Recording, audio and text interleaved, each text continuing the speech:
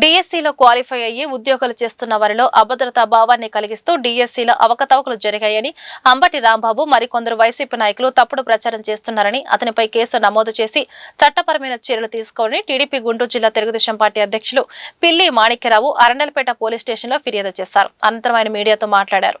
గత వైసీపీ 5 ఏళ్ల పరిపాలనలో ఒక్క టీచర్ ఉద్యోగం ఇవ్వలేదు, మెగా డిఎస్సీ అని మెగా మోసం చేశాడని మండిపడ్డారు. కూటమి ప్రభుత్వం అధికారంలోకి వచ్చిన తర్వాత 16,000 పైచీలకు టీచర్ పోస్టులు ఇస్తే వైసీపీ నాయకులు కోర్టులకు వెళ్లి ఆపాలని చూశారని ఆరోపించారు. 150 రోజుల్లో ప్రక్రియ మొత్తం పూర్తి చేసినా వారి కడుపు మంట చల్లారలేదని అన్నారు.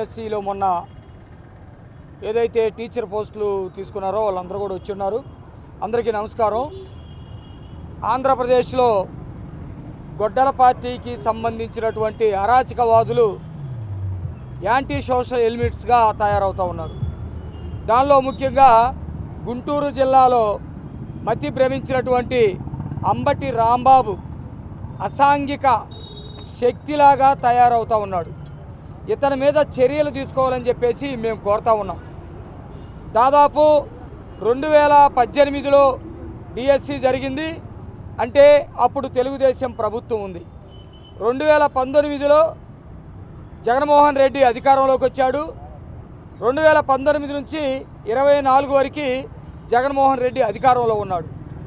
ఏ రోజు డిఎస్సి పోస్టులు రిలీజ్ చేయలేదు, నిరుద్యోగుల బాధని పట్టించుకోలేదు, వాళ్ళని ఉద్యోగస్తులుగా తీర్చిదిద్దామనే ఆలోచన కూడా జగన్మోహన్ రెడ్డి చేయలేదు.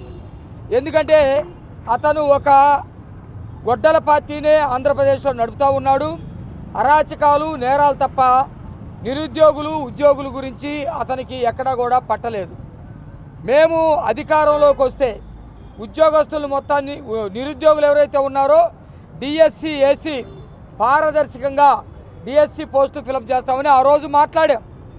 ఆ మాట్లాడినటువంటి దాని ప్రకారమే అధికారంలోకి వచ్చిన వెంటనే మేము డిఎస్సి వేసి కేవలం 148 రోజుల్లోనే రిక్రూట్మెంట్ మొత్తం కూడా పూర్తి చేసినటువంటి పరిస్థితి ఆంధ్రప్రదేశ్లో ఉన్నటువంటి విద్యార్థి లోకం, యువత, మొత్తం రాష్ట్ర ప్రజలందరూ కూడా చూసినటువంటి పరిస్థితి ఉంది.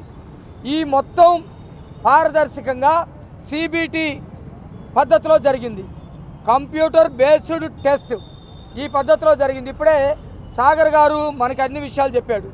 నోటిఫికేషన్ రిలీజ్ చేయటం కానివ్వండి, అప్లికేషన్లు తీసుకోవటం కానివ్వండి, వెరిఫికేషన్ సిస్టమ్ కానివ్వండి, వాళ్ళకి ఎగ్జామ్ కానివ్వండి, ఇంటర్వ్యూస్ కానివ్వండి, అన్నీ కూడా పారదర్శకంగా జరిగింది.